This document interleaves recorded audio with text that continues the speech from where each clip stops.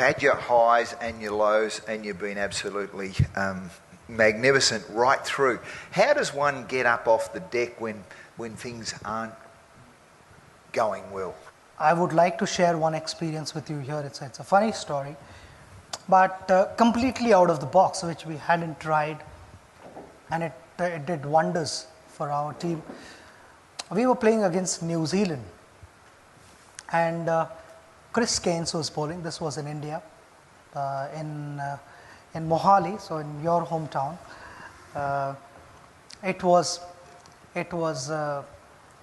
The ball was reverse swinging, and Chris Keynes was virtually beating us 2-3 times an over. I was batting with Rahul Dravid, so the main batters were batting. We'd like to believe that we were the main batters.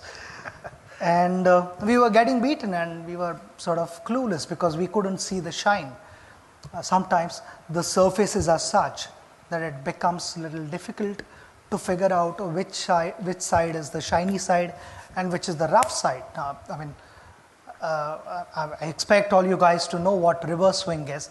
Reverse swing is wherever the shiny side is, the ball starts to go in that direction. Even if the bowler wants the ball to go in the opposite direction, it will not go because of the imbalance and the surface of the ball. So Chris had started doing that, and I met with Rahul in the middle of the wicket, in the middle of the over. I said, I've got an idea. And he said, do you want to share it now or after the over? I said, I'll share with you after the over, but it can work. So Rahul said, okay, tell me now, what is your idea? I said to Rahul, I am closer to the bowler, and when he's walking back on the run-up, I need to stand here. When he's walking back onto his run-up, I would be watching him closely, and I'd be watching the ball. Which side is the shiny side and which side is the rough side?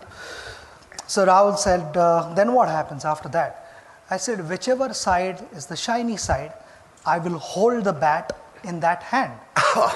If he's going to bowl an outswinger, the bat is going to be in my left hand. If he's bowling in swinger, the bat is in my right hand at the non-striker's end.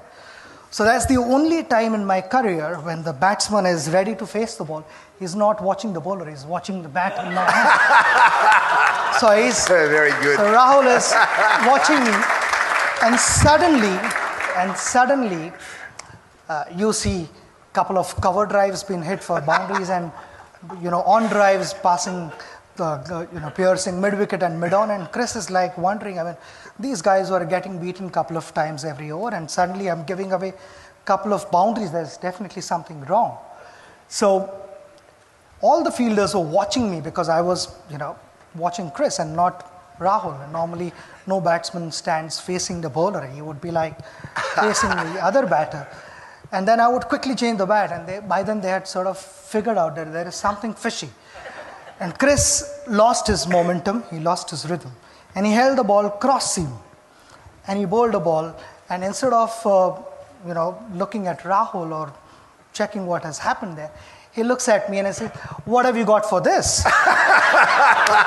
Chris didn't realize that I had also warned Rahul that if I don't know what is coming, I'm going to hold the bat in the middle.